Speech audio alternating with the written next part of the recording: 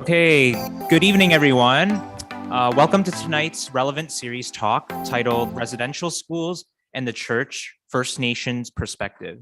We're so glad to have you here as we continue our week of focusing on some of the big questions that we might have about the Christian faith. My name is Christopher, and I'm currently a third-year student here at U of T studying music performance, and it's my pleasure to be your MC for tonight. Now, before we get started, I just wanted to point your attention to some ground rules to ensure that we have a safe and comfortable environment for everyone here. Number one, please be sure to listen actively and respect the speakers when they're speaking.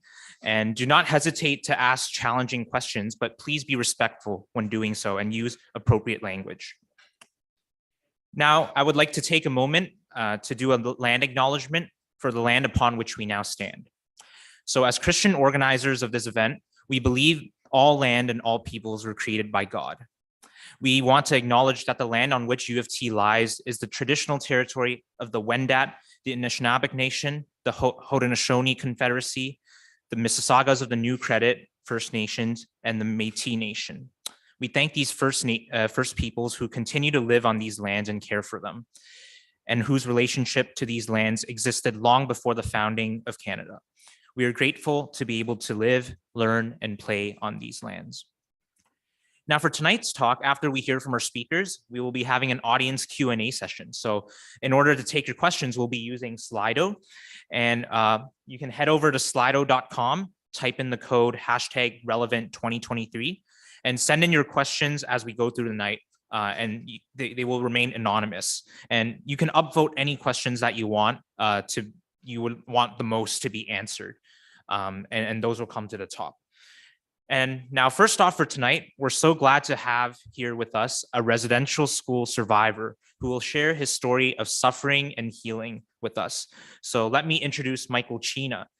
Michael is proud to be First Nation with Cree ancestry from James Bay and moved to Toronto in 1975. He has held several leading roles in the Native community of Toronto, including being the Vice President of the First Nations School of Toronto and President of the Toronto Council Fire Native Cultural Center Board of Directors. And in recognition of his voluntary service, Michael received the commemorative medal for the 125th anniversary of the Confederation of Canada in 1993. He is currently a peer advocacy worker for the Indigenous Residential School Survivor sector at the Toronto Council Fire Native Cultural Center. And Michael is a survivor of 2 residential schools and has traveled to the Truth and Reconciliation Commission statement gatherings and hearings to share his residential school experience with non-Indigenous Canadians. So now, without further ado, let's welcome Michael Cheena.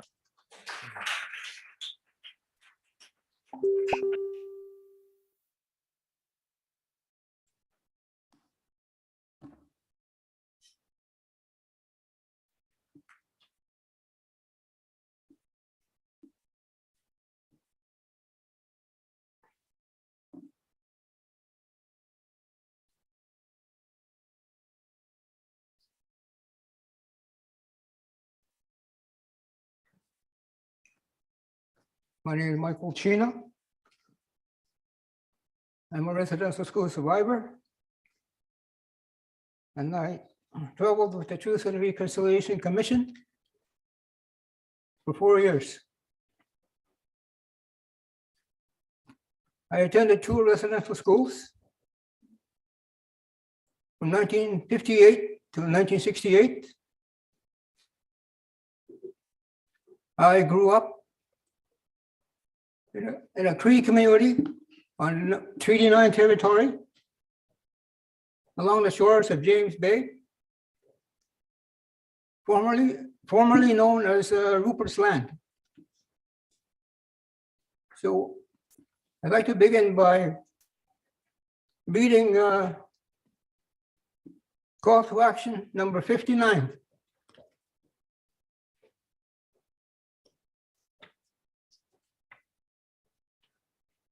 The call to action number 59 says, under church apologies and reconciliation, and call to action number 58 refers to the Pope and the Roman Catholic Church.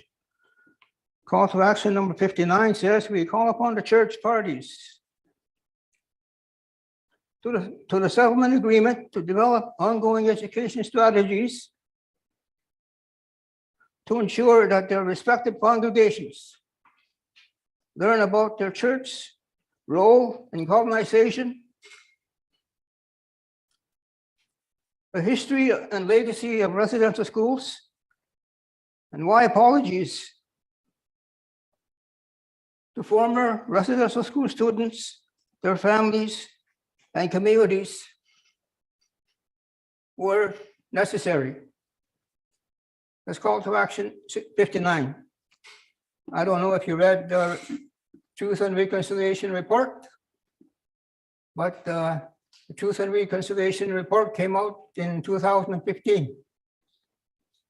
And the 94 calls to action on reconciliation. So some settler allies haven't done their homework yet. They haven't read the Truth and Reconciliation report, and they haven't read the 94 calls to action. So they're still sitting on the fence.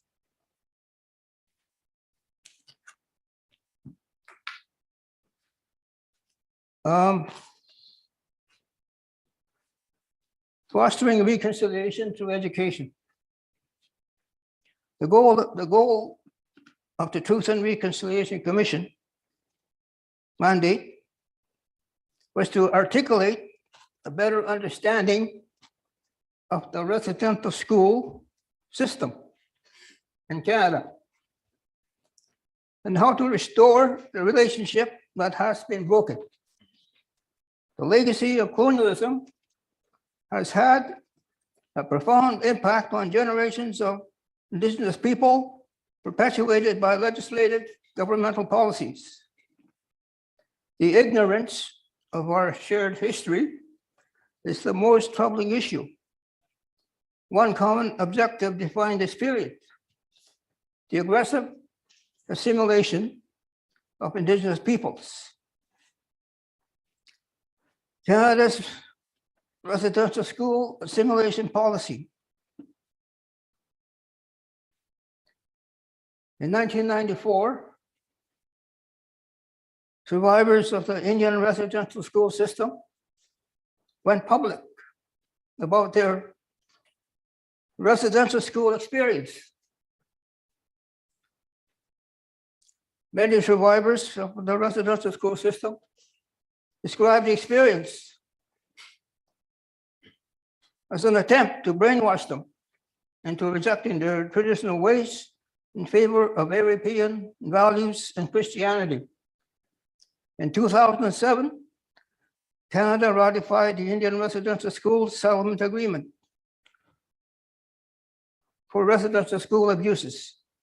The Indian Residential Schools class action lawsuit was the largest court settlement in the history of Canada. Day school students were excluded from the Indian Residential Schools Settlement Agreement. Day school class action lawsuits were launched in various jurisdictions in Canada, across Canada.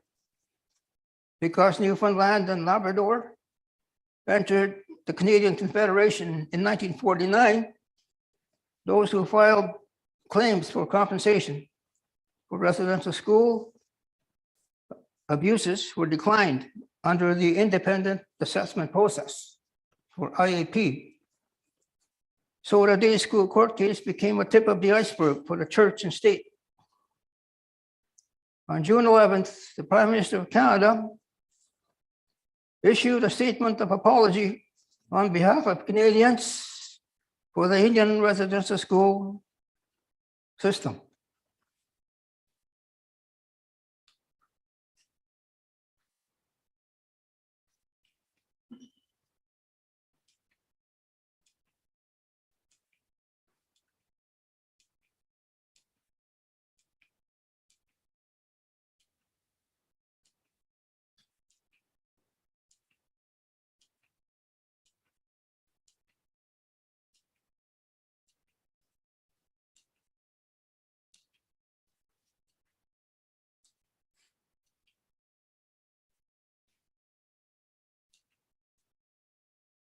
2008.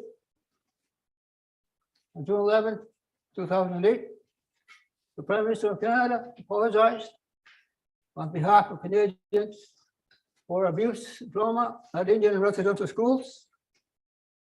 As part of the Indian Residential School Settlement Agreement, the Truth and Reconciliation Commission of Canada was launched.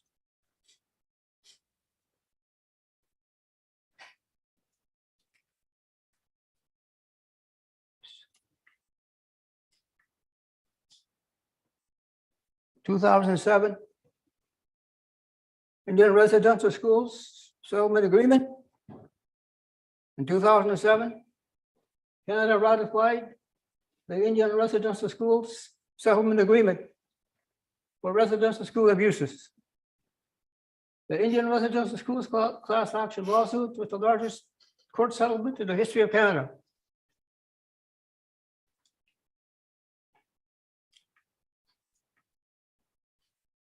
These are the residential schools across Canada. I think there was 131 of them across Canada.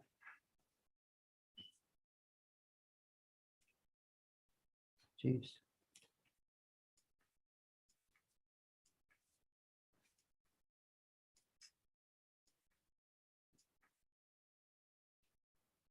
Okay, this one here, institutional assimilation. 60 Scoop refers to the scooping up of Aboriginal children by the Children's Aid Society and placing them in foster care or adopting them outside of their culture. In 2012, class action lawsuit was filed to seek redress for harms inflicted while under the care of non-Indigenous caregivers. Ottawa was held liable for depriving Native children of their Indigenous language, culture, and identity. Institutional assimilation. In 1876, Parliament of Canada passed the Indian Act, effectively outlawing our identity, our languages, and our culture as First Nations. The policy behind the government-funded church-run schools attempted to kill the Indian and the child. In 1907, the findings of Dr. Peter Bryce went unheeded, and Duncan Campbell Scott suddenly terminated the position of medical inspector.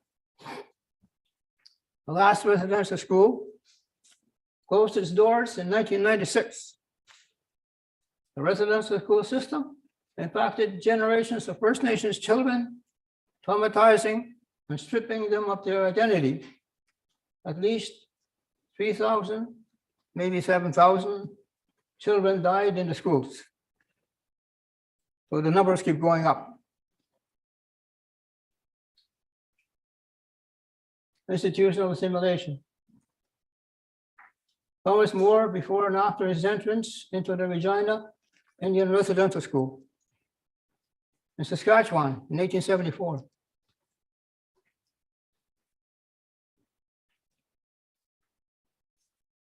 Institutional assimilation.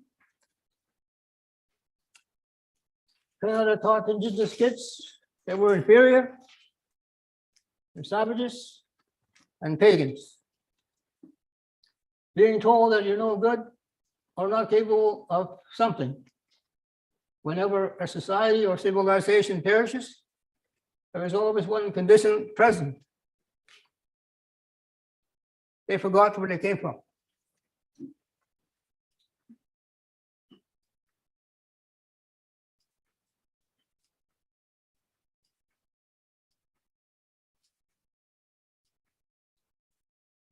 Residential schools assimilation policy.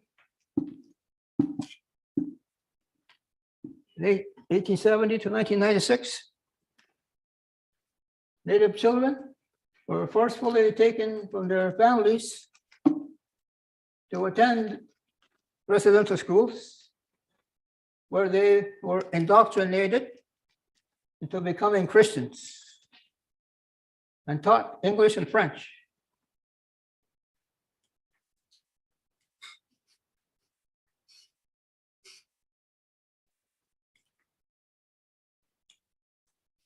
So I left off at the with the apology. So as part of the Indian Residential School Settlement Agreement, the Truth and Reconciliation Commission of Canada was launched. Then we had the Truth and Reconciliation Commission statement gatherings across the nation from coast to coast. In 1892, the partnership role of the church and state established a network of residential schools designed to assimilate Indigenous children into Canadian society. The Indian residential school system institutionalized, traumatized, abused, and indoctrinated Indigenous children to be Christians. The residential school system impacted generations of First Nations children. First Nations or Indigenous people endured 7 generations of residential schools and historic trauma. It's also true that intergenerational survivors inherited the cultural impacts of the residential school system and assimilation policies of the Canadian federal government. Canada's residential schools era was a dark and tragic period of the nation's history. Some residential schools were notorious for horrific crimes and other Canadian atrocities. Native residential school survivors were harshly disciplined if they stepped out of line or rebelled against authority figures. Many Indian residential school survivors learned to block their emotions and feelings in order to survive residential schools. Our wounded inner child may represent several generations. Residential schools assimilation policy attempted to kill the Indian in the child. The colonial education system taught Indigenous kids they were savages, pagans, and inferior people. The last residential school closed its doors in 1996. Approximately 150,000 Indigenous children were forced to attend residential schools at an early age of 5, 6. It has been estimated that about 7,000 Indigenous children died in the residential schools. The residential school system was a national secret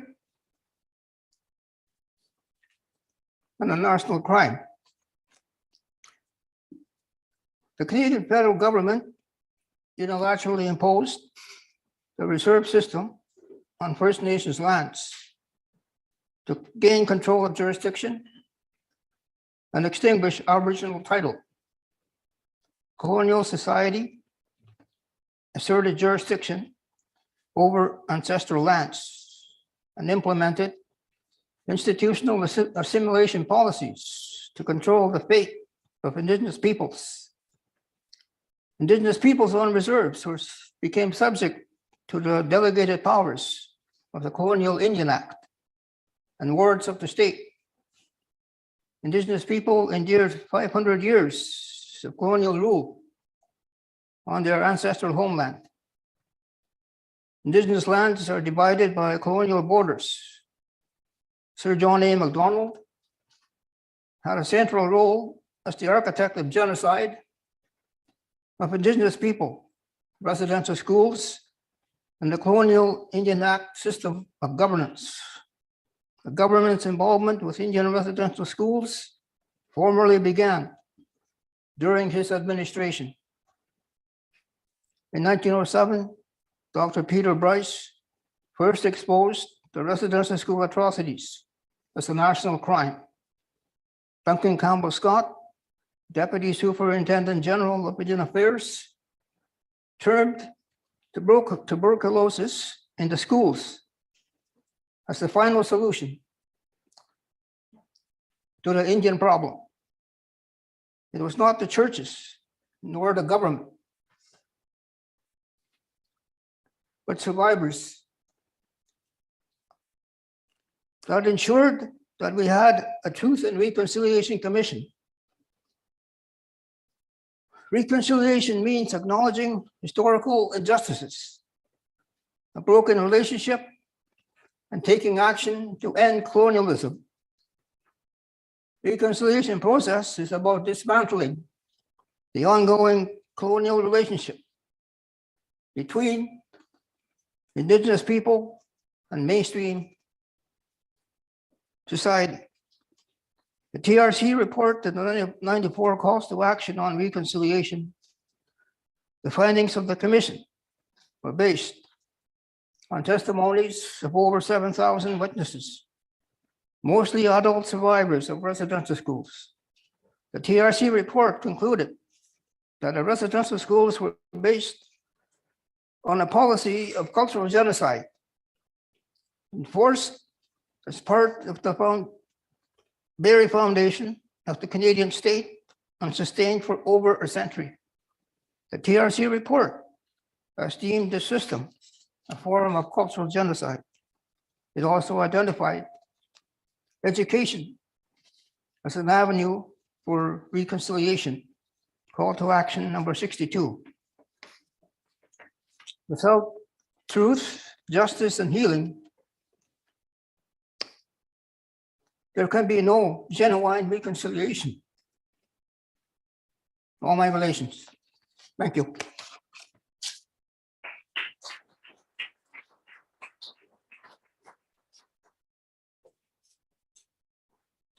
Thank you, Michael, for sharing with us your story. And now I would like to introduce our speaker for tonight, Levi Beardy. He is the lead pastor of Aboriginal Believers Church in Toronto and president of North American Aboriginal Bible College. And Pastor Levi was born into an Aboriginal OG Cree family in Northwestern Ontario, and he attended Red Lake District Indian School under a Mennonite missionary. And apart from his ministry, he has served as a communicator research specialist and as a Russian linguist in the Canadian Armed Forces. Pastor Levi has been married to his wife, Viola, for over 49 years, and they have 4 children and 6 grandchildren. So now, without further ado, let's welcome Levi Beardy.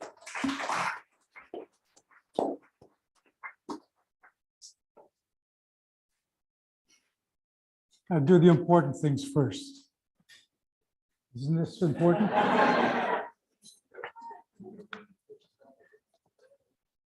My new jacket, I got to get a picture of this.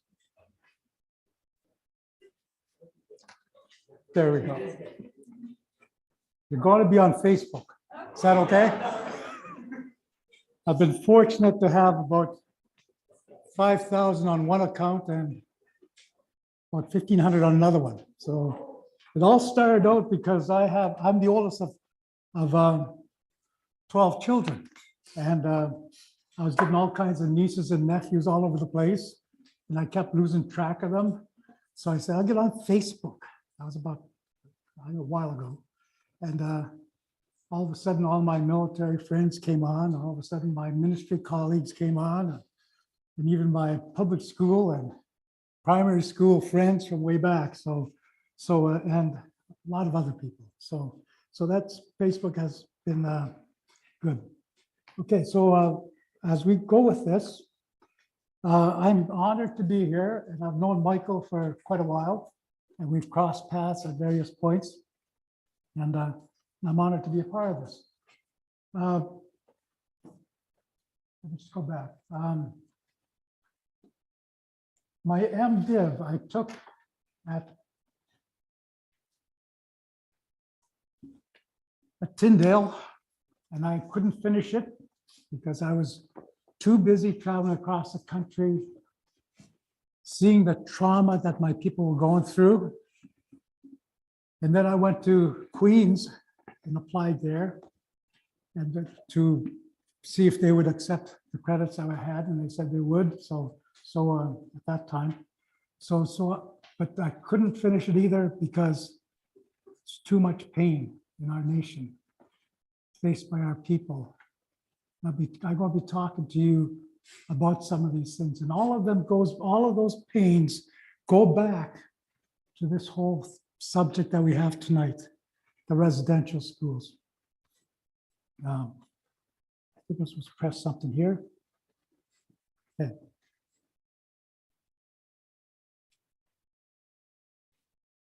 You know, today we've heard of another 171 unmarked graves at a former residential school in Kenora.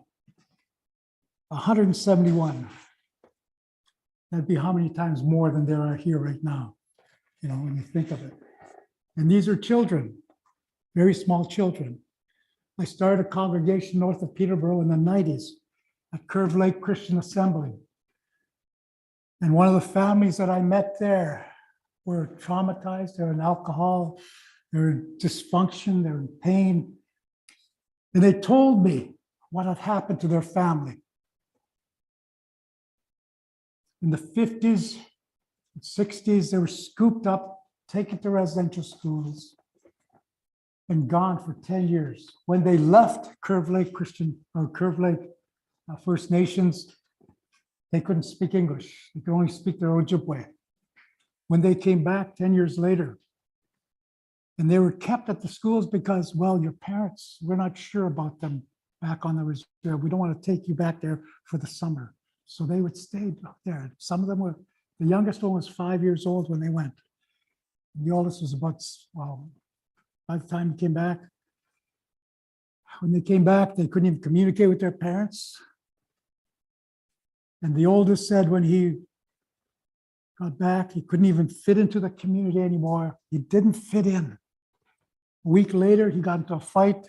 He was thrown in jail, and he says he was more at home in jail than he was in his own home. Because in the jail, all the food was prepared for him, 3 square meals a day. He was told when to get up, when to eat, when to go to bed, when to do this, when to do that. And the clothes were selected for him. And in jail, it was the same thing. So the residential school was just another extension of his residential school days. And when we look at the whole aspect of the incarceration of our people, we have the highest rate. I'll be talking a little bit about that later. But, you know, we have the highest rate of incarceration. And it's a shame. It's a shame because some of our people are in there because they just want to get away from all the horrors of society in some cases. Now, I went to some jails and the wardens and say, you know, they're amazing people, but they keep wanting to come back in. Why? Because they're conditioned in the residential schools to live in an environment, an institutional environment. So we might see the unmarked graves, but how many others have died on the streets because of the effects of residential schools? I've been a nationwide minister on various occasions, and I'm just going to give you a story right now of one place I was called to in northern Vancouver Island, the New Channel people. I was called there. We had a mission station there with 11 missionaries that had been there for about 70, 80 years. And they'd had Bible studies, vacation Bible schools, and in the local communities, about 5 or 6 communities, about 40,000 First Nations in that area. And one day they called me and they said, there are 40 non-Christian First Nations people that want us to leave, and there's a delegation here wanting us to leave immediately. And I asked, well, do they want to talk first? And of course, the first thing I want to do is call for the police, the RCMP. And I said, no, do you have food? Do you have enough accommodation? And they said, yes. So I said, well, give them food, give them accommodation until I get there. And I didn't know what to do, but I prayed. And I said, God, these people, my people, are in pain and they're coming there for a reason. And I asked what the reason was. They wanted a place to set up a healing center for themselves, because all of those 40, 9 of them were chiefs, 4 of them were hereditary chiefs. They were coming there because they wanted to get rid of us, our organization, and set up their own healing center. Because that particular place, Esperanza, which incidentally in Spanish means hope, had been a place where their hopes had been dashed as young people. Their families had been torn apart because this place was where they had been taken to as children, to be taken away by the government agents, and the parents were left behind. And there was a drinking establishment there and a hotel, and for days there would be just pain in the families and trying to soothe the pain by alcohol. And so they wanted this land back for their healing. But to make a long story short, we listened to them. We listened to them, just listened to them. And through a process, I guess I as a pastor, I knew God had a plan for them, that God didn't consider them destructive, but they wanted to be healed. And they kept talking about how they were treated in the residential schools. They'd been abused, especially by a lay brother who was actually from the East, who was native, who was taller than them, and who was involved in the church. And so I said, well, I seem to fit the profile of this abuser. I'm from the East. I'm in the church. I'm taller than you. No, only because somebody had given me a pair of mountain boots before I went. So I was taller than all of them. They're all about my height. I'm taller than you. And the other thing is, the lay brother's name that abused them most was Indigenous. And his name was Brother Samson. And that's my name. I said, I have 5 connecting points with your abuser. And I heard them talk about how if they ever got their hands on him, they'd kick him to a pulp. They didn't want to kill him. They wanted him to suffer. So I said, okay, why don't I take on the persona of this Brother Samson, that you and you people come one at a time and tell me what you would say to Brother Samson. And they did the next day. One by one, they came and just bared their souls, and they saw me as Brother Samson. And each of them just would crumble and cry, and they'd be carried away, and one after another. And there was a turnaround, and they got healed. It was a cathartic transformation within them, that they were healed. And they started sending whole families there, 6 families for 6 weeks for healing with our staff, counseling, family counseling, individual counseling, children's counseling, and 50% of them were baptized in water before they went home. And one of their sons was Sean Atleo. He was one of the First Nations national chiefs shortly afterwards. And you know, our people want to be listened to. We're a quiet people. And sometimes people say, well, you're too quiet, so we'll take over your work for you. We'll take over your responsibilities for you as a favor. I love you guys. I'm glad you're here. One of the things I do many times when I go to ethnic groups is I welcome everybody from whatever part of the world they come from. Because I believe this country is a wonderful country. When I joined the military, it was not to fight for my country, it was to fight for my people. Okay? Fight for my people, because in the 60s, the American Indian movement in the States was undergoing attack from the FBI. And my thought was, they're destroying us through the residential schools.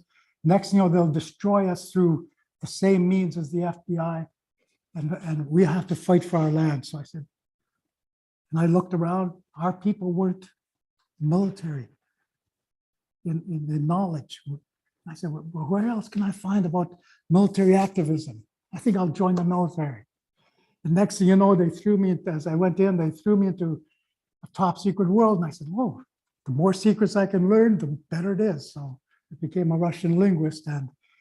But in the midst of it, I started seeing that there was a greater battle, not just for our First Nations people, but for all of Canada. And especially when I became a Christian, because I was an atheist when I went in. The Lord came and visited me one day, and next thing you know, he said, are you still willing to fight for your people? And I said, yes, I'm still willing to fight for all of our First Nations people. How about all the people in Canada?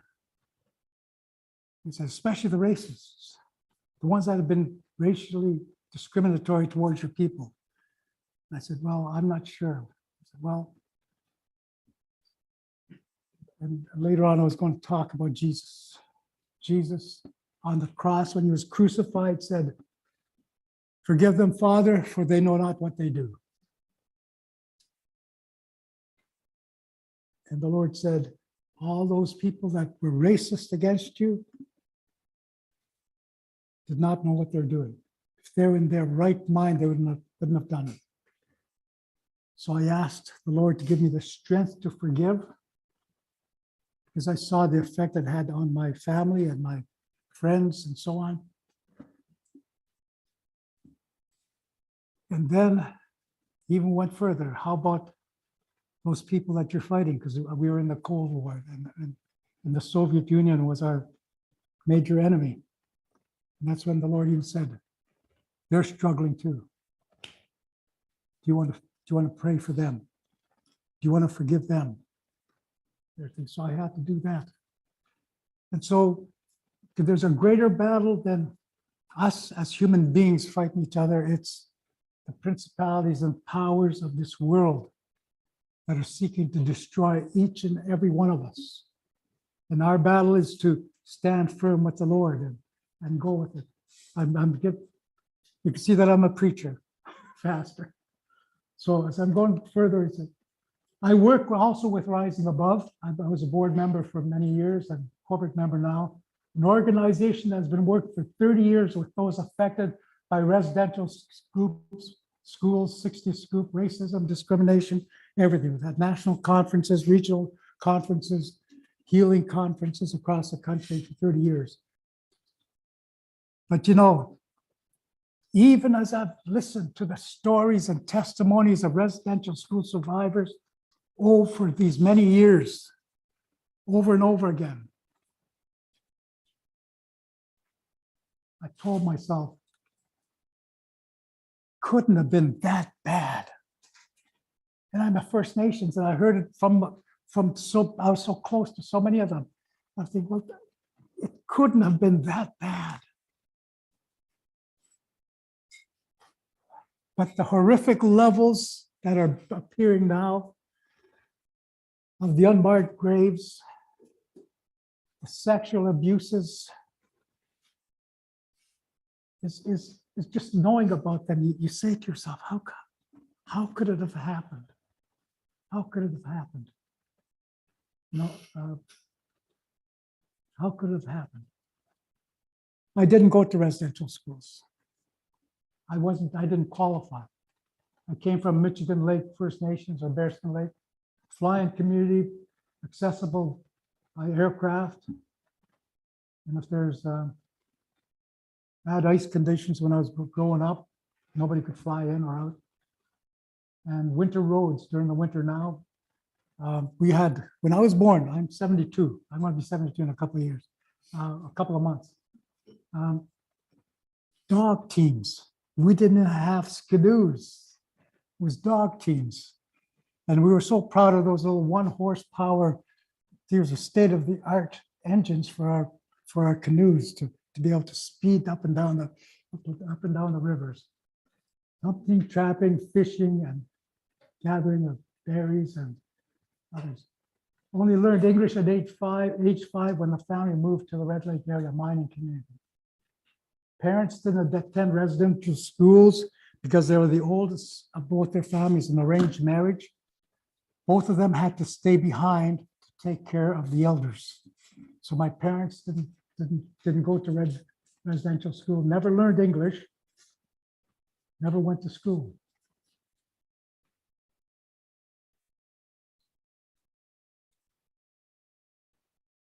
I want to talk to you about them.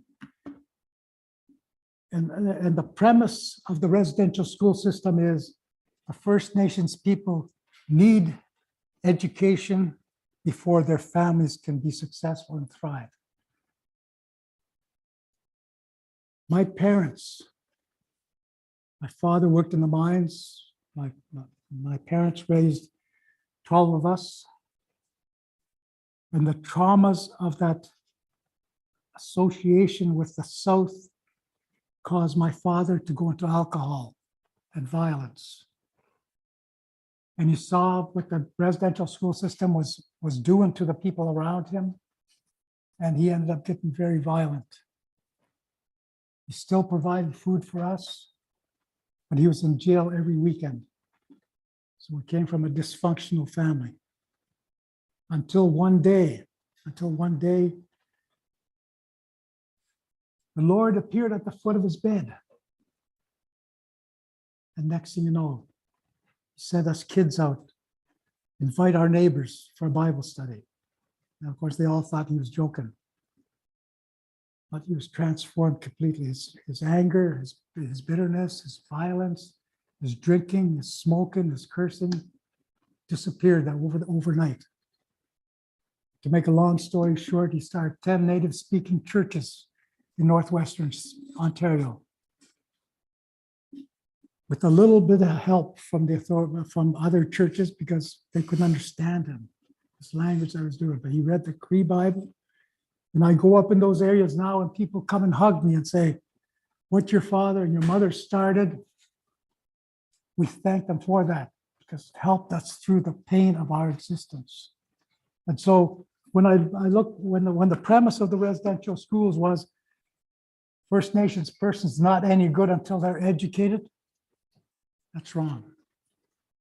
But the 12 of us, we all rebelled. I went into atheism, alcohol, and violence enough to join the military and carry that forth. But when God, and my parents, when they started to attempted to stop the ministry because they wanted to focus on us children, as they prayed, they heard from the Lord. He says, "Keep doing the ministry, give me your children." So my parents gave all 12 of us to God. And in the midst of our alcohol, some were in drugs, some were in other situations, all of us have come back. Out of the 12 of us, 3 of us are pastors. One of them is married to a pastor. And all of us we've been involved in leadership positions within the church. So as we look at this, the church was the instrument by which the residential schools committed the crimes, committed the traumas. But the church is what helped us. How could it ever happen? An elder had survived residential schools more than once. I've heard it. Says, "You Christians have a message of gold, but you have messed it up and you keep messing it up." She knew that the message of the Bible, the message of Christ, is a message that is wonderful, but it's the carriers of the message that violate the very principles of that message. And that's where we have to, as Christians, we have to be serious about who we are as God's people. I'm just going to talk about some of the effects of residential schools. Family losses in areas of family structure. The family dynamics was messed up completely. As I talked about Curve Lake, where they couldn't even communicate with each other anymore.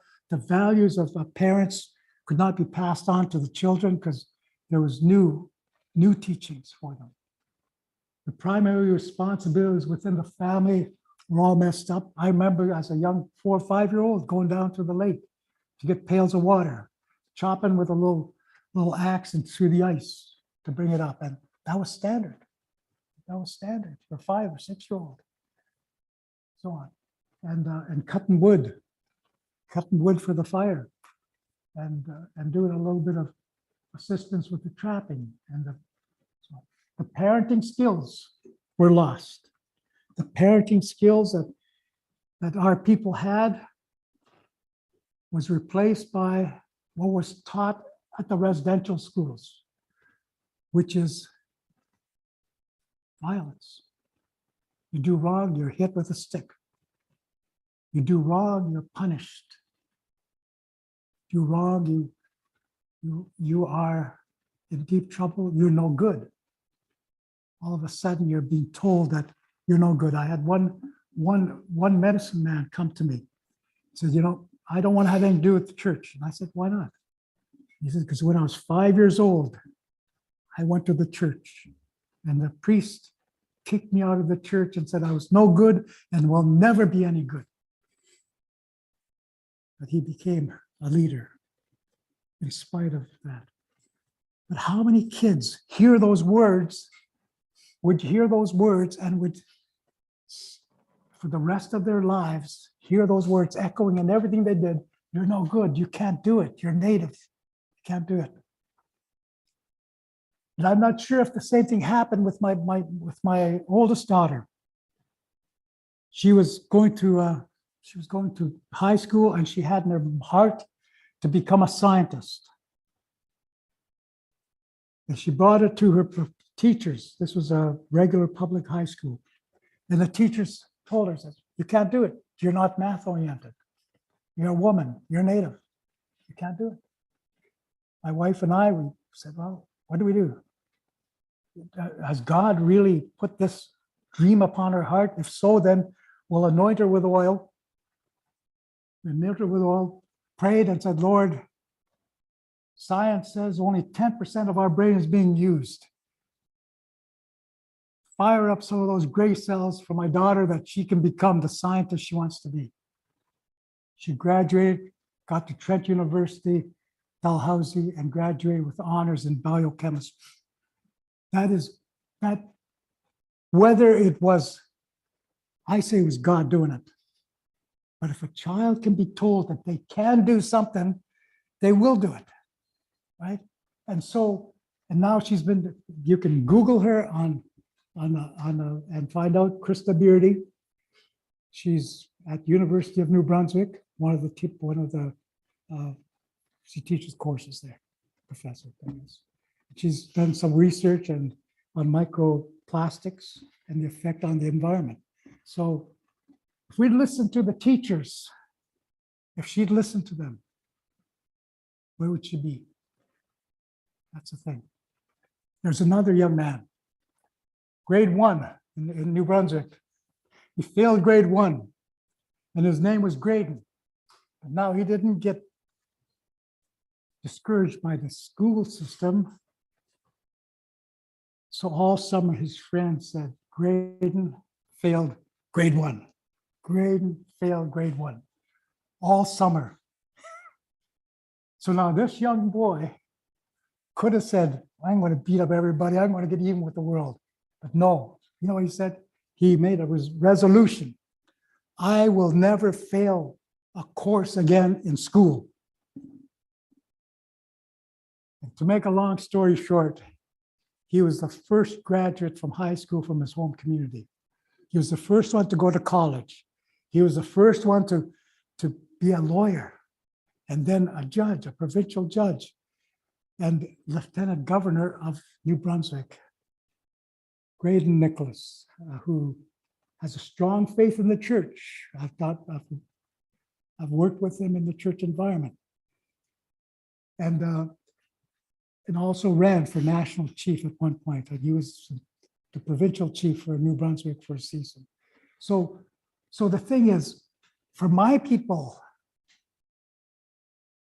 it's there. We can use that frustration and anger for negative purposes. We can use it to empower us to do what needs to be done. God says in your anger, there's anger. It's anger within us. In your anger, do not sin. So we might have anger, but God wants us to use it for proper purposes. Our genealogical history, people don't even know who their family are. Some of them for the 60 scoop. They're out there wondering, who's my mom? Who's my dad? Where's my home community? And when people are in that type of environment, it's as though they're just drifting. And I'll tell you something. I went to the National Archives, 30 years ago, and I looked up my name. Guess what it is? It's not Beardy. It's Kaminestawescent. I'm glad I didn't have to wear a name tag with that. I would have walked like this all the time. But Kaminestawesent, that was the original Beardy name, which means somebody with hair on their face from 1870s, 1860s, Chief Beardy. He was the first one that was forced to transfer his name from a First Nations name to an anglicized name. So he chose the name Beardy. And so when I saw that, I said, I'm linked to this Beardy who was a chief in the Riel Rebellion.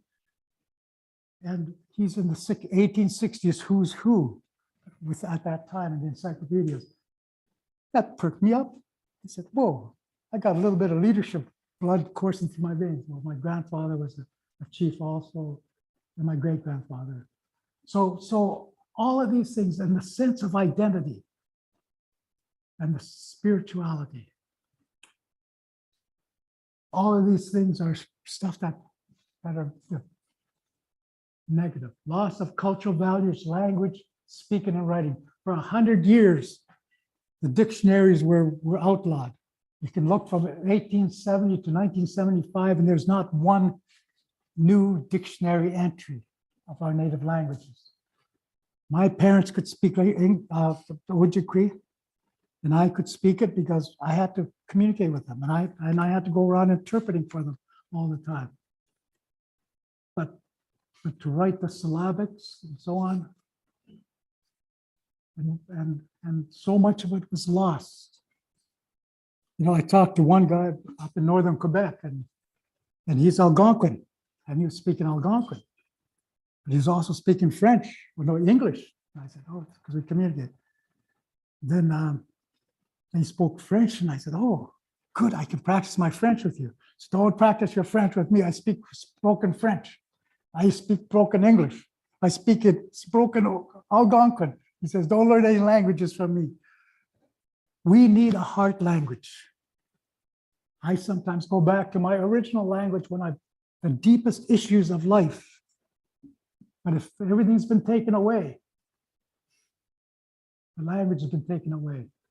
The heart language is gone. Social values within the community are destroyed. Were destroyed. Spiritual teachings and ceremonies, some of those were valuable, very important, but they were lost. Hunting, trapping, fishing, and gathering of berries, the skills that were, let's say, established within a child as they were growing up until they were teenagers and so on. Those many hours of intricate details about weather, recognizing the snow conditions, the weather conditions, the land, the habits of the animals and the fish and so on. While the child is in residential school for 10 months of the year, they lose all that possibility of understanding what their skills are to survive. And if they're gone for years, they come back, it's almost as though they're useless in a way. And they feel it because it's as though they let down the elders by not knowing what to do in those areas of skills. Building of shelters, snowshoes, canoes, sleds, traps, etc. All of that, all those things that are established in the heart and mind of a young child as they grow up, seeing their elders, their parents, their brothers and sisters doing these things and working with them doing that. That was lost because they were chained up in the residential schools. And mistrust has overtaken our people in such areas as government. Oh, that first automatic reaction to government is, what do they want from us now? What are they going to take from us? What lies are they going to tell us? Whether provincial, federal, or municipal. Church and religion. There's very much strong mistrust of the church. Religion. And not only just the organized religion, but individual Christians. There's mistrust. Some of them are very mistrustful of education. I grew up with people saying, why bother getting educated? What's the good of getting educated if you become a lawyer, you become a crooked educated lawyer, you get to be this and you become crooked.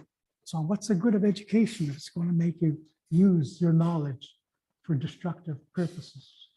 The legal system, I keep hearing that, justice is just us for the white man. It's not for us, it's them, just us. All of these things, the police, Ministry of Natural Resources, medical systems, media, sports, you see it, there's a mistrust that happens. Statistics state that indigenous people have the highest rates of incarceration, poorest health, i.e. diabetes, highest rates of drug and alcohol addictions, lowest level of education, career success, highest rates of suicide. We weren't allowed to vote until about 1951. We weren't allowed to go to universities before that. We weren't allowed to do that. We weren't allowed to hire lawyers to work for us. It was illegal. And we were supposed to stay in the reserves. The reserves in my language are called ushkunagan. That means leftovers. We're living on leftovers of the great land that we once had, and so on. So, and Indian agents were responsible to make sure we stayed within those leftovers, that we didn't go out to go and try to get a better life. The only way to do it was to renounce our First Nation status. So now when you talk about identity crisis, there are Native peoples out there that are great-grandchildren, great-grandchildren of those people that had to renounce their First Nation status in order just to leave the reserve and get some work somewhere. So these people, you look at them, they look just like me, but they say they're not Native. You know what I'm saying? Because they don't realize if they look back, they'd realize that they are First Nations. So as we look at this, results of unforgiveness. I'll go to the next one. How do we respond as Christians who are Indigenous? Several elders, survivors of residential schools have stated well about residential school. We heard of a fake Jesus in the schools, but we've been since been healed by the real Jesus. We've got to bring the real Jesus in. Look at that. How do we respond as Christians who are Indigenous? And I referred to this before with Jesus. Last words, Father, forgive them, for they know not what they do. Who was at fault in this crucifixion? Was it the Jews and the Romans? Yes, they committed the sins of omission or commission. The Jews demanded him to be sacrificed. They were the spiritual crucifiers. The Romans were the physical crucifiers. They did the nailing of Jesus on the cross. The Greeks and apostles, the Greeks were great purveyors and teachers of justice and wisdom. They stood back and did nothing. That's a sin of omission. The apostles, his very own Bible college students, the best student, Peter, I don't know the guy, and even cursed. Renounced him 3 times. All of them It's like all of us. At one time, we were part of the crucifixion process by our sinful nature. And then it says, for if you forgive others their sins, your heavenly Father will also forgive you. But if you do not forgive others, your Father will not forgive your sins. Results of forgiveness: personal healing, family healing, relational healing, emotional, psychological healing, a sense of purpose. You end up striving for success and well-being, not only for yourself, but for others. And God's promise is this: I will show love to 1,000 generations of those who love me and keep my commandments. A positive intergenerational impact.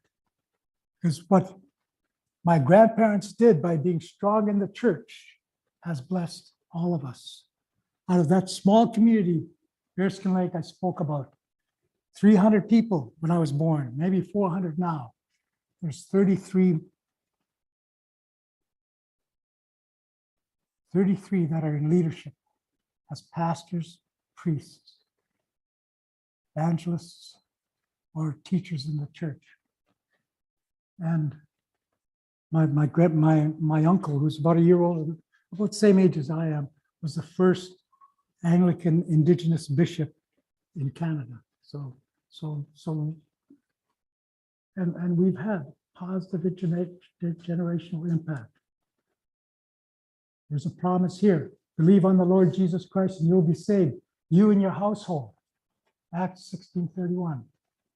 So I tell my people that what you do as an individual impacts your children and your grandchildren, not just as being a mentor, but God's blessing goes upon them. God's promises are there to heal them and to set them right. Just like my parents. We rebelled, like I said, but God was true to his promise. You and your household. And I've even told my 5,000 members on Facebook, I said, I've included you in my household. Adopted you as brothers and sisters. So you're all coming to salvation. I don't know how valid that is, but I try. I say, Lord, hear my cry. How much time do you have? 5 minutes? 5 minutes. Is that including the music? Okay. I said I didn't go to residential schools, but at age 16, 12 kids in my house, so I'm the oldest, and I'm trying to study. Here's my excuse. The dog didn't eat my homework. One of my little brothers and sisters did. Or put peanut butter all over it or whatever. Distracted me so much I could study a 2-bedroom house with just electricity, no running water. And so I demanded from Indian Affairs that I be sent to residential school. Thinking back, who does that? And so, and they refused, but I kept pounding on the door, and finally they said, okay, we'll send you out. We'll send you to Kenora, right where those 171 bodies were found, right, the same place. Just right beside Kenora is another one, McIntosh, where the Downey and them that they had the Cheena ran away from the residential schools and froze on the railway tracks. He was my age. I would have been there with him. But I said, no, I want to get away from that group of people because I knew them. I knew that the native people, students that were there, and we were all troublemakers, but it was all their fault, not mine. So I said, I don't want to associate with them. Send me somewhere else. He said, Dryden. I said, no, bad kids there too. And then Thunder Bay. And I said, no, I know some bad kids there. They'll lead me astray. And then they said, Niagara Christian Collegiate in Fort Erie. And I said, where's that? Down Niagara Falls. Good enough, I'll go there. And I went there, and it was a Christian school. And I was treated like a royalty. I was allowed to speak my language. There was one other native student there. We could talk all we wanted in our language. we were, like one of the kids was a private school. And so I had the best experience, if you call it that, and church. And so I stumbled into the right place at the right time. And I'm still friends with many of the students that I met there. So on. And even the mining community in Red Lake, when I was there, the public school we were in, we were integrated. You know, there was racism, there was discrimination, but it wasn't too bad. It wasn't too bad. So I just want to stop off with the fact, with this song here by a First Nations couple and their family. They were about 3 children. They wrote the song, and they play the song, and they minister all over. So if you could put the music on, okay?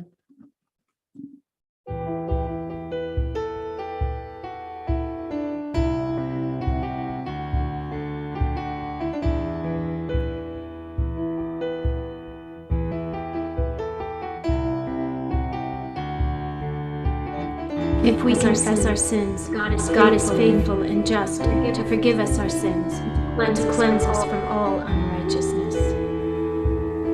You tried annihilation through separation and assimilation.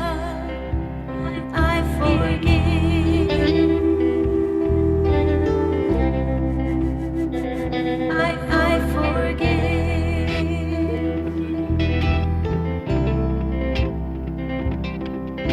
You took me from my family when I was young and free. I forgive.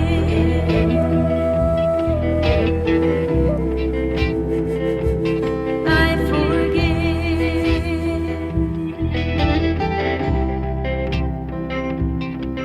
You inflicted me with pain, wrapped in disease and shame, but I forgive.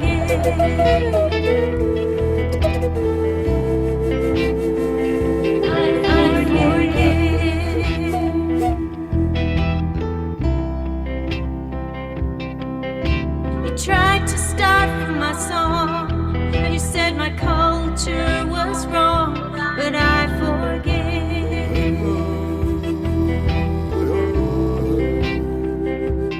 I forgive.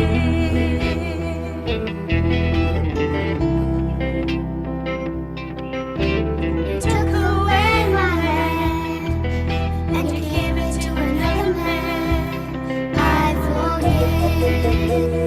forgive.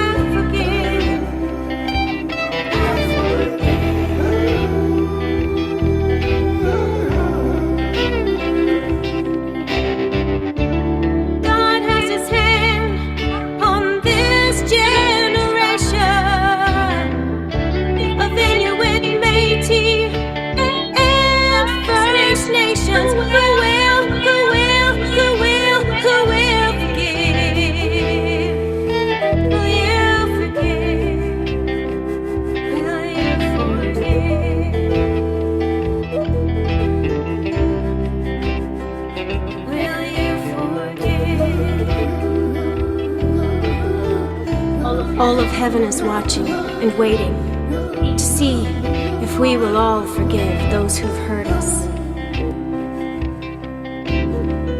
Will you forgive those who hurt you? I forgive. Will you forgive those who've abused you? I forgive. Will you forgive those who've humiliated you? I forgive. Will you forgive those who've shamed you? I forgive. Will you forgive those who've lied to you? I forgive. Will you forgive those who've stolen from you? I forgive. Will you forgive those who've deserted you? I forgive. Will you forgive those who've abandoned you?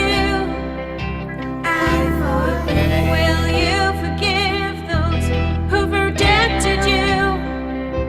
I forgive. Will you forgive those who've offended you? I forgive. Will you forgive those who've cheated you?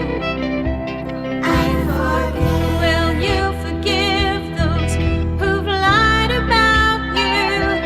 I forgive. Will you forgive those who've betrayed you? I forgive. Will you forgive those who've stereotyped you? I forgive. I forgive. I forgive. I forgive. For if you forgive others when they sin against you, your heavenly Father will also forgive you. But if you do not forgive others their sins, your heavenly Father will not forgive your sins. Matthew chapter 6, verses 14 and 15. I forgive. I forgive. I forgive.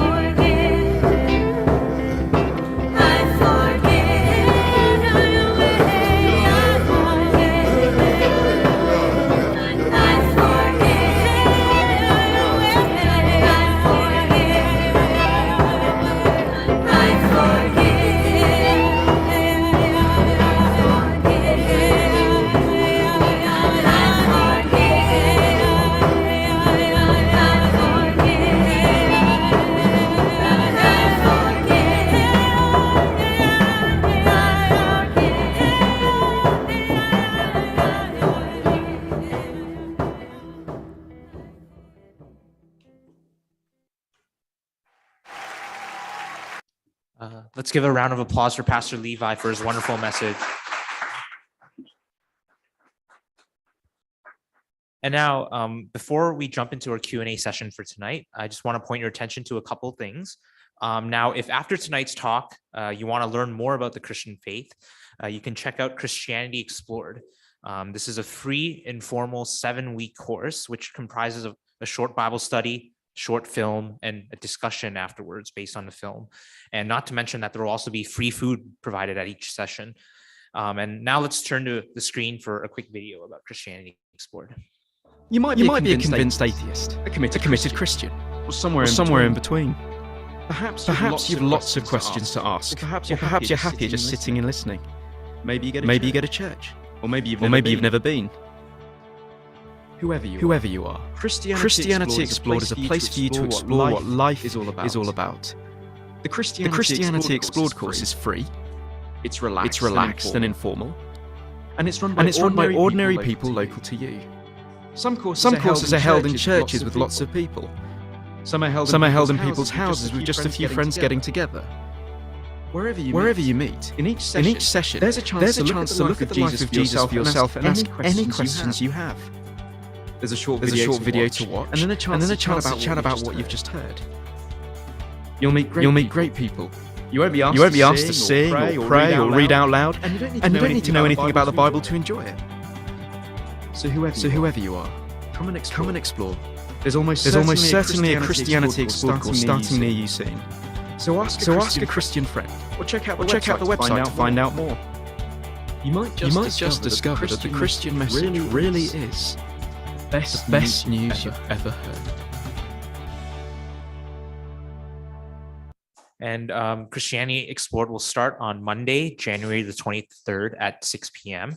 And if you're interested, you can sign up using our feedback and follow-up form, which will be on the next slide here. And we'd love to hear your feedback as well and stay connected with you if you have any more questions or want to know more. This really helps us to shape our future events and as well as introduce you if you have already been part of Christian clubs or groups that we have here on campus. And you can access the form here via the QR code on the screen or at bit.ly/relevant2023 feedback. And right now, I'll give you a minute to fill out the form right now and let us know if you can't access the form.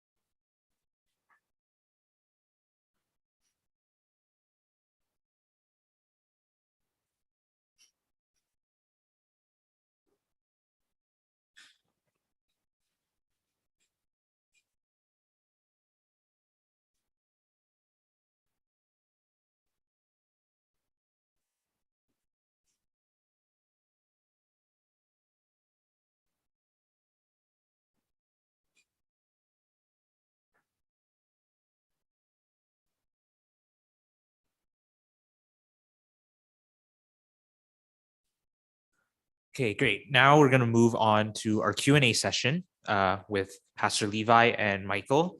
Pastor Levi, please come back to the front. Yeah. And now, if you haven't done so already, as I mentioned earlier in the session, you can ask your questions through Slido.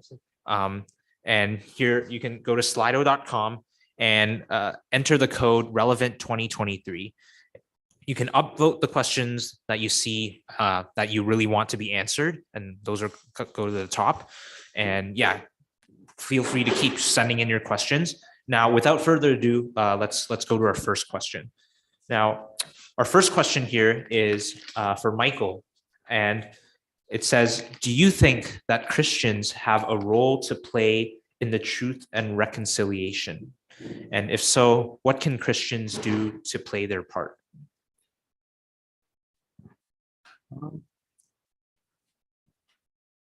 Okay. What can Christians do to play their part?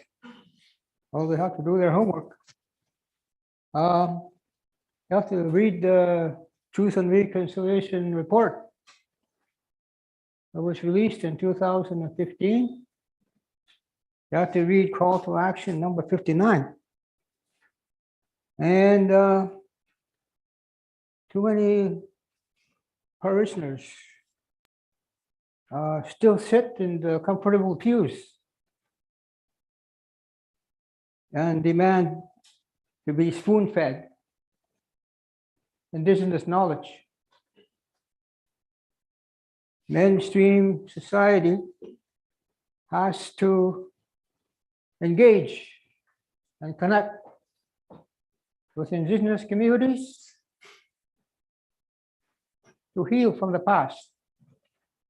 That's what has to happen to move forward with reconciliation. Thank you very much.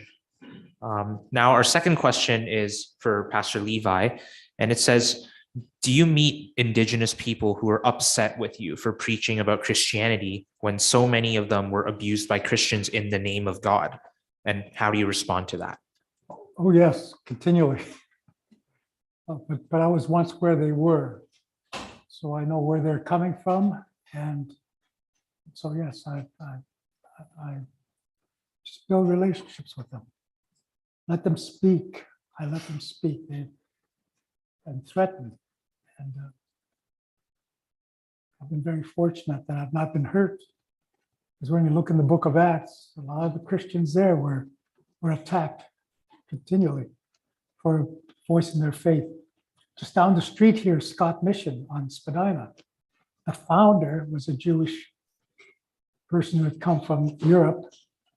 And when he became a Christian over here to start Scott Mission, he was spit upon by other Jews who felt he had turned away from the true religion, and his suit was completely drenched every day. He'd have to carry a couple of shirts every day. So the persecution I get is really nothing. It's nothing really.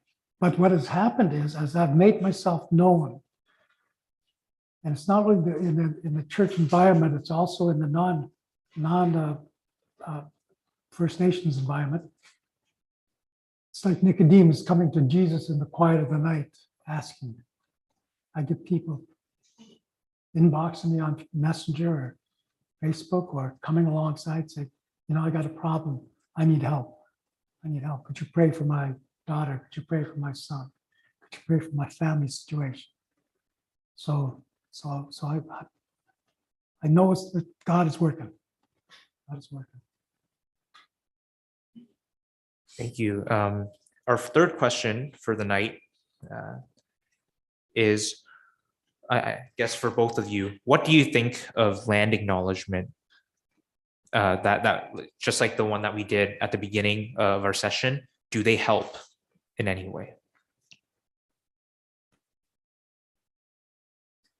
I'll answer first. I think it's good.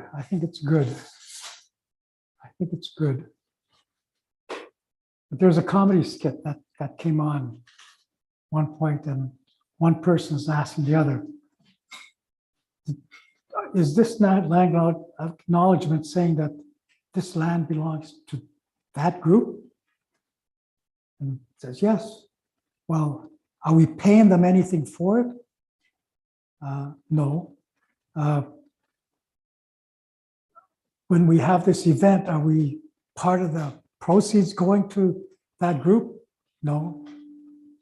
When they sell the food and stuff like that, does any of it go to them? No. Then what's the good of it? But to me, that's a comedy look at really what I guess the ultimate would be for land acknowledgement is, we'll give you all the money, we'll give you everything, we'll give restitution for what has happened in the past. And there have been forced land settlements in the millions of dollars by various communities because they have pushed it to the government saying, don't just acknowledge us that we're there, we want restitution.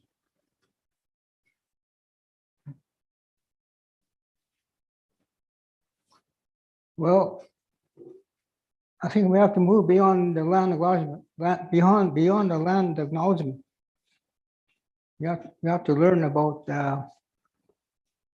indigenous ways of life. We have to learn about the nation-to-nation relationship and the treaties. So I think that's what has to happen. You have to learn about the colonial, the horrific colonial,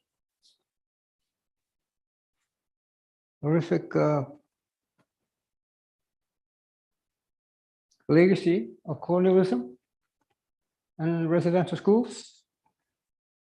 And we need to learn about our indigenous people. And also, you should learn about the residential schools. If you come from Kenora or Thunder Bay or Hamilton, you should find out if there was a residential school in your territory, in your original community. So that's what you should do. find out if there was a residential school in your in in your territory or the community you come from, and learn about the history. All Canadians have a responsibility to learn about the true history of how the settlers gained control of Indigenous lands and its resources. So you need to know all about that. And that's part of reconciliation. So we need to know the history. I think I said in my speech that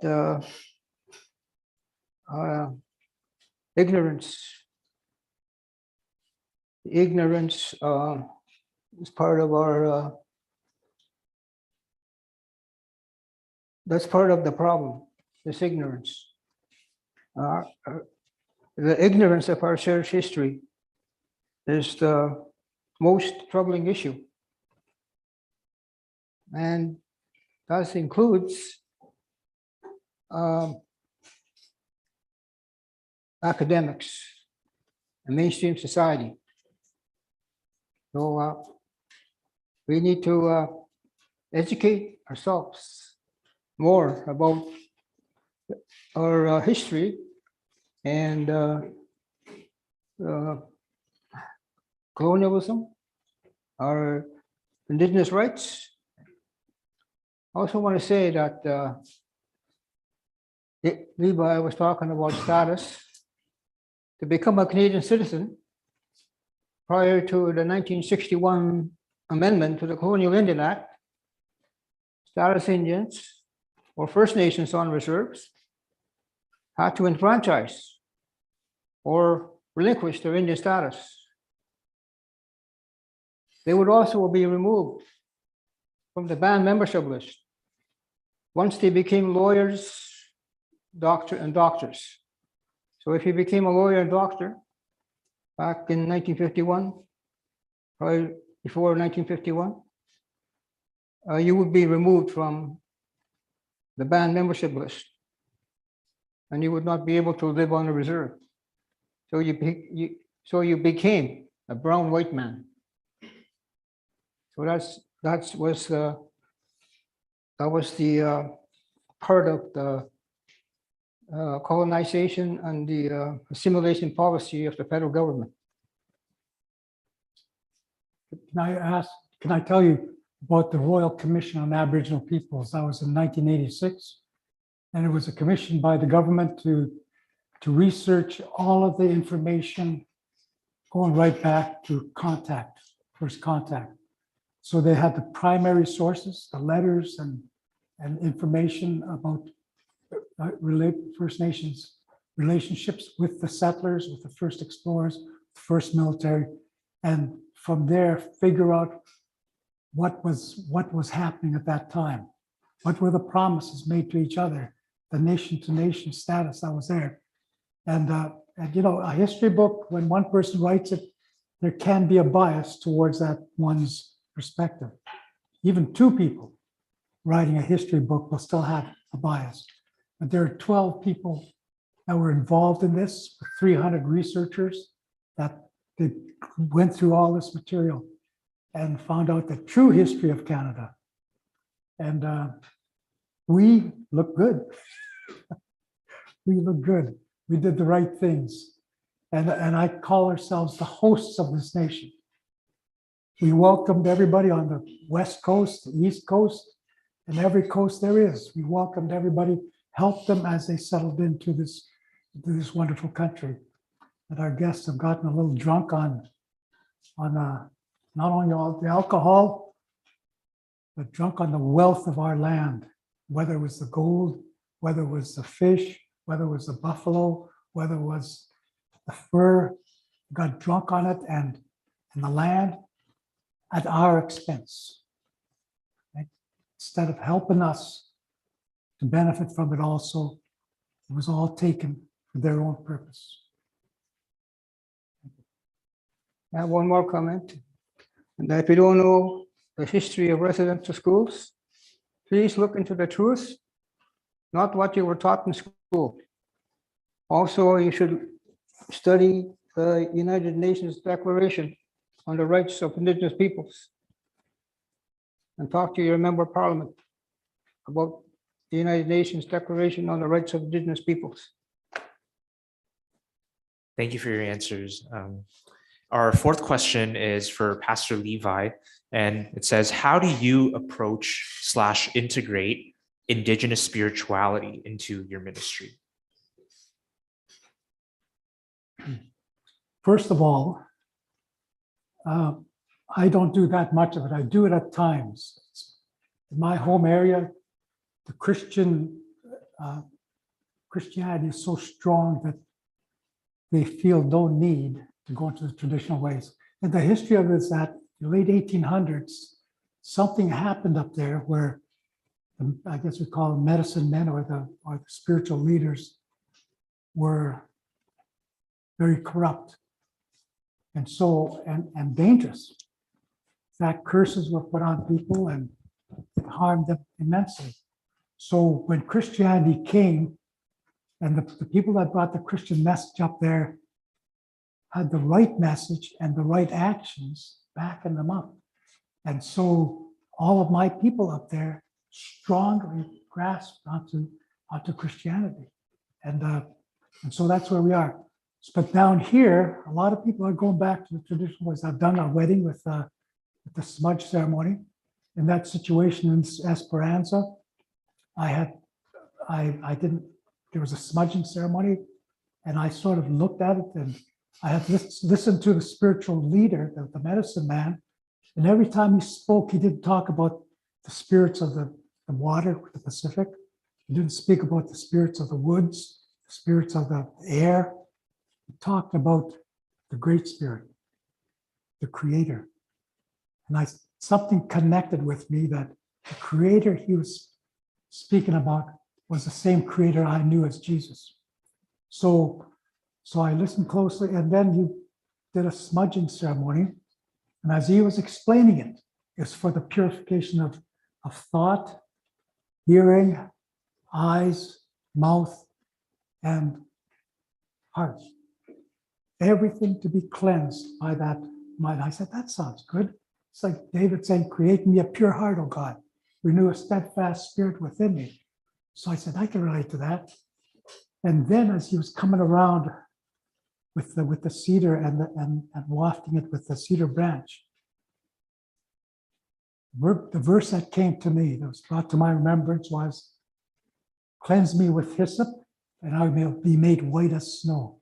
Spiritual cleansing. So I said, well, could that possibly be transferable? Because if the native people were here back thousands of years and they had spiritual connections, how did they do it with that?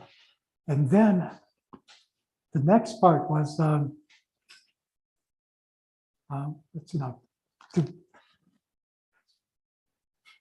so I went into the circle and I said, Lord, I'm doing this as unto you, not unto whatever else it could be. I'm looking directly. So I went to the circle, and that's what broke the suspicion that was on them against us Christians, just being a part of what they were doing. And so that's where the amazing process went through. So I've done it at a wedding, and I may be doing it at a funeral shortly. And I believe that if you look back on Abraham, way back, before even the Jews were in existence, he was the first Jewish personality. But his father and mother worshiped the sun, moon, and stars. But somehow Abraham looked beyond the sun, moon, and stars and saw the creator of the universe, the creator of the sun, moon, and stars. And as he heard God, it says that Abraham believed God, and it was credited to him as righteousness. Okay?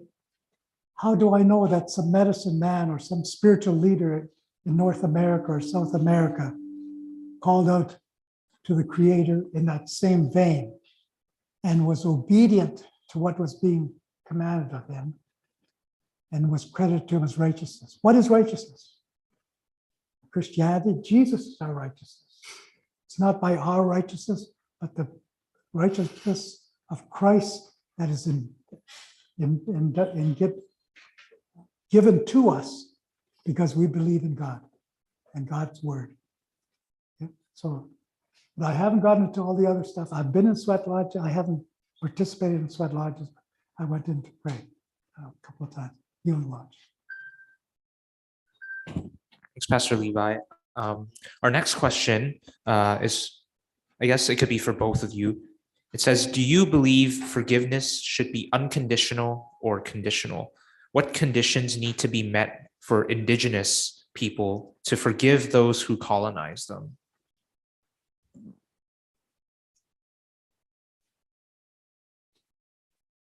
In my Cree language, there's no word for forgiveness. So how can I forgive? The church is a colonial institution. How can I forgive the church?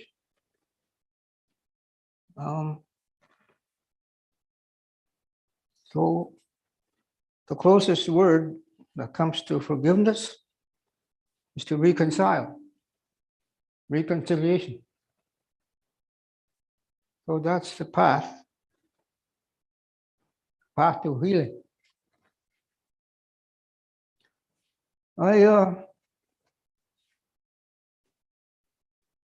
I've been to treat. I started a healing journey in 1991, and I continue to be a sober. Continue to live a sober life to this day. I'll be 32 years sober next month, February 12th. I had to reconnect with my Indigenous roots and culture. I had to confront my own demons. I had to reconcile with my relationships. And I been to a sweat lodge. I talked to my creator, and I brought some sweetgrass. This is one of our medicines, sweetgrass. The other one is tobacco, sage, and cedar. So those are the 4 medicines we use.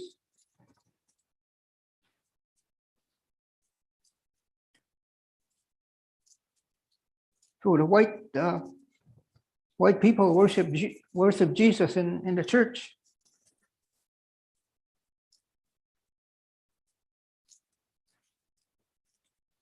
The native people worship Jesus in the sweat lodge. That's what I was taught. That's what the elder told me.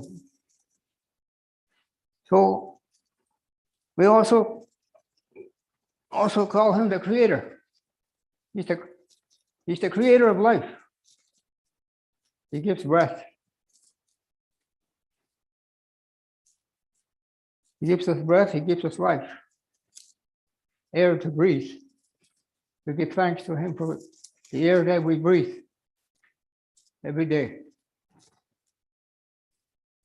And you also pray for the land. You pray for the animal life, the 4-legged, the 2-legged, the ones that crawl on the ground.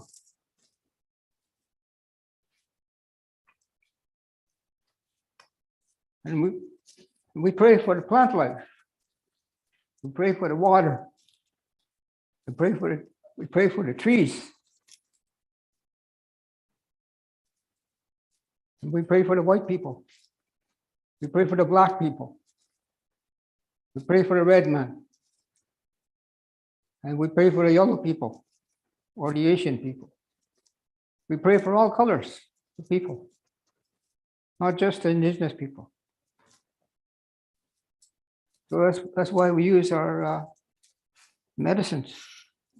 We also have a medicine wheel that we use. in our healing approach to in our healing journey to help us with our recovery from alcoholism, drug addiction, suicide.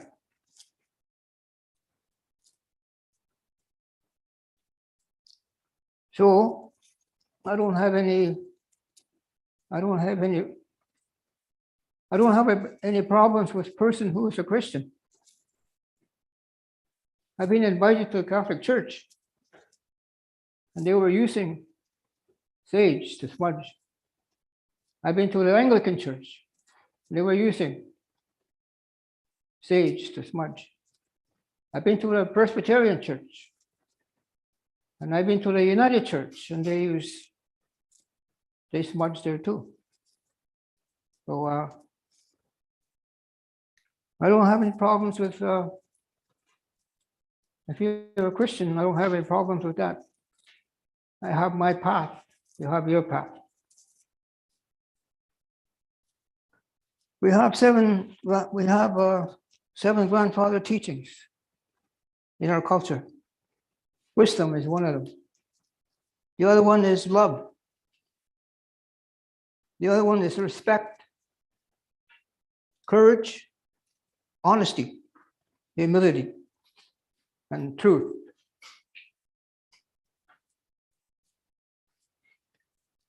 Love.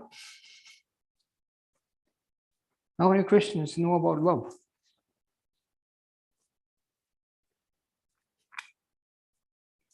How many Christians practice their faith? It says in Romans 12, verse 9, love must be sincere. That's what it says.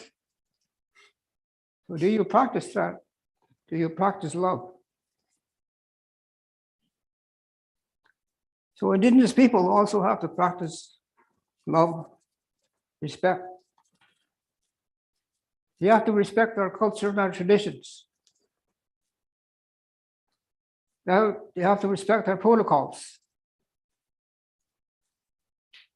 our ceremonies, and our culture, the spiritual practices. It says in the United Nations Declaration on the Rights of Indigenous People that it says in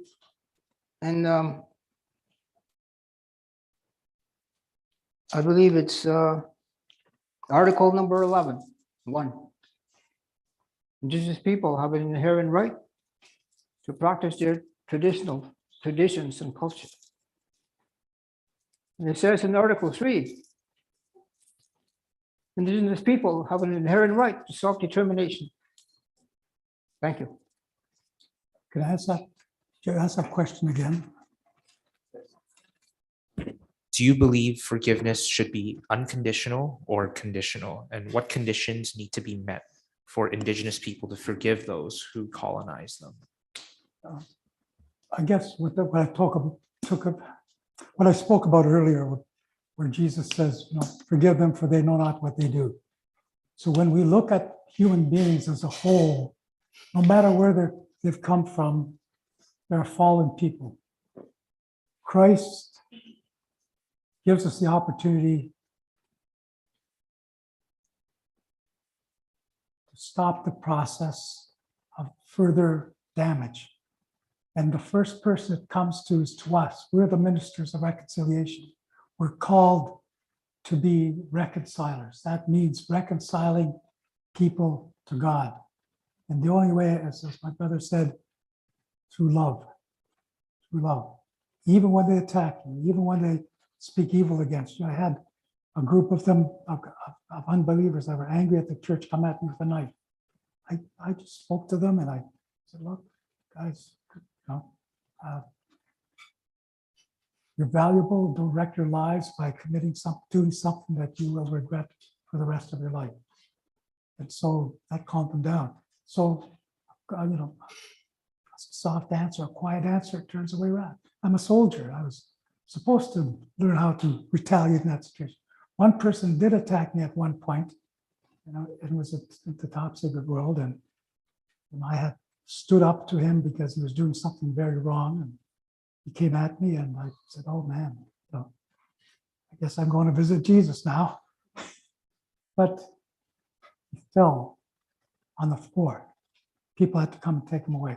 I didn't lay a hand on him. I didn't say anything. I just saw him. So the Lord is our refuge and our strength.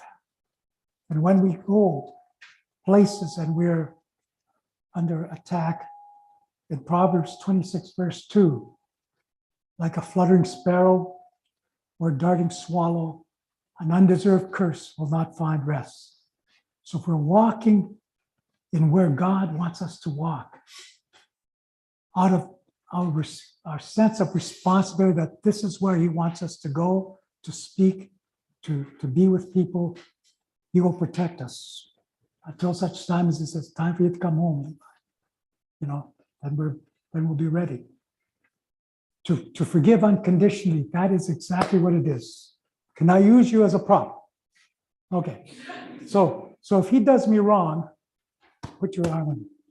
He does me damage, grab, again. Ouch. Anyway, and so he does me wrong. If I forgive him, his hand, he has no more effect on me. I will remember what he did, but when I forgive him in my human realm, I'll still feel a sense of anger whenever. But when I get the Spirit of God to give me the ability to forgive, then it's almost like it never happened. The enemy will bring it to your remembrance once in a while, and that's when you say, it's already been dealt with, and you feel no anger against the person. But do it again. But if I do this and I don't forgive him, we're grappling, we're stuck together.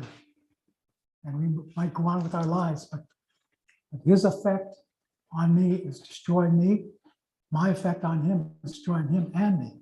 So both of us are in trouble. So that's why we need to forgive completely, unconditionally. Unconditionally. Unconditionally. No conditions. That's what Jesus said on the cross. Father, forgive them, for they know not what they do. I talked about racists and so on, our flagrant racists. I have a friend whose name is Linda Lundstrom. I don't know if any of you have heard of her. She was a famous designer of clothes. And she's not native, she's from my home community in Kosher. But we didn't really celebrate birthdays, but one day she had a birthday and everybody celebrated. And the next day was my birthday. And we all celebrated, found out we were only one day apart in age. But as we were growing up in the public school in north of Red Lake, the racism that was between us kept us apart. We never spoke to each other. We actually played on the same curling team together. We never spoke because there was just a wall. My wife and I visited her at her office one day, and I came by one of her boutiques here in the city, and I saw a sign that she was helping the disadvantaged overseas. And so I left her a note. I don't know if you remember me, but I believe you're doing a good job with helping those disadvantaged. So that was our first communication. Immediately I got a call because it was on my card. And she says, Levi. She called me Sam. That's what I grew up as. And she said, it's like God spoke to me when you sent me that note, because she had a major decision about her fashion industry on where to go. And she'd been wrestling with it. And here she got the answer. And we got together with her. And we talked about the racism and discrimination that was there. And she says, I asked for forgiveness. And I said, I forgave you long ago. And she just broke down in tears. I mean, I didn't have to ask for your forgiveness. No, it's been done already through Christ. And that's when she accepted the Lord, became Christian. She's been a good friend of mine. In fact, she might be watching, but yeah, she calls me her cosmic twin, because she says she was born the last minute of 24th of April, and I was born the first minute of that that day or the next day. And we're 2 minutes apart. We're twins. So she keeps calling me her twin. So that was a racism. But again, the enemy tries to trip you up, say, don't you remember what that person did to you back then? And that's when you say, it's forgiven. And it doesn't bother you anymore. It's all washed under the blood. The other thing about that smudging ceremony was when the smoke came up from the cedar. And as I was praying, it's like the Lord said, the prayers of the saints are like incense to his nostrils. The cedar, the sweet grass are like incense to God's nostrils when we as First Nations people use it to worship him and pray. Okay? Thank you so much, Pastor Levi and Michael, for coming to speak with us tonight. And if you haven't done so already, you can scan our QR code here to access our feedback and follow-up form. And you can also follow us on our social media at Facebook, Instagram, and we also have a website. The next slide. Yeah, right here. And be sure to check out our upcoming events in the coming few days, which you can see on the next slide and also on our website and on our social media. Tomorrow, we actually have another lunch talk at noon, and it's on the topic of Jesus and the failures of the church. And there will be free lunch provided, so please come around from 12 to 1. And then tomorrow evening, we have our evening talk titled Interfaith Dialogue Between a Muslim and a Christian. And this will go from 7 to 9 p.m. Both of these talks are going to be at Wycliffe College in the Great Hall. And thank you all so much for coming tonight, and we hope to see you sometime soon. Thank you.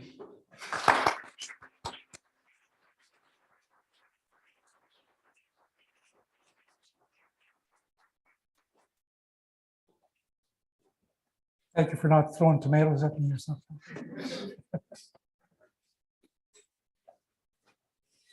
This is mine.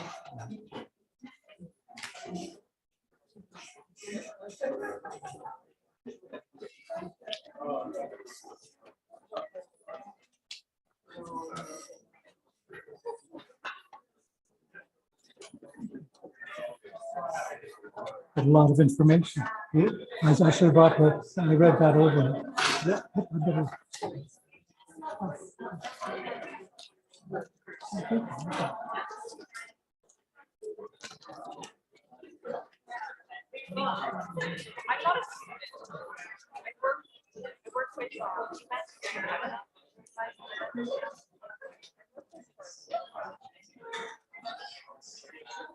I want to thank you so much for sharing your story tonight.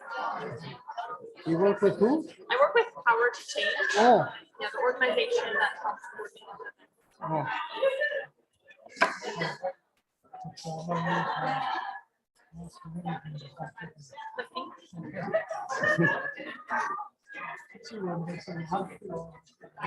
Pardon? It's not that she thinks I read that.